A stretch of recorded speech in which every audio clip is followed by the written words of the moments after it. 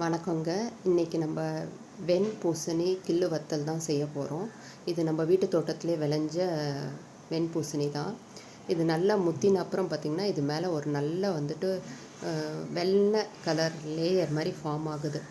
இது எதுக்குன்னு பார்த்திங்கன்னா, இதை ஸ்பாயில் ஆகாமல் பார்த்துக்கும். 1 இயர் வரைக்கும் கூட இந்த பூசணி நல்லா முத்தின அப்புறம் இது மாதிரி பறித்து வச்சிங்கன்னா 1 இயர் வரைக்கும் இது கெடாது. ரெண்டாவது, இது மற்ற பூச்சியெல்லாம் இதை தாக்காமல் இருக்கிறதுக்கு இயற்கையே இதுக்கு கொடுத்த ஷீல்டு மாதிரி தான் இது.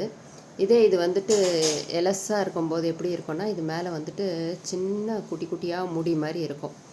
அது எதுக்குன்னா, மற்ற விலங்குகள்லாம் இதை சாப்பிடக்கூடாதுன்ட்டு இறைவனாக கொடுத்தது தான்.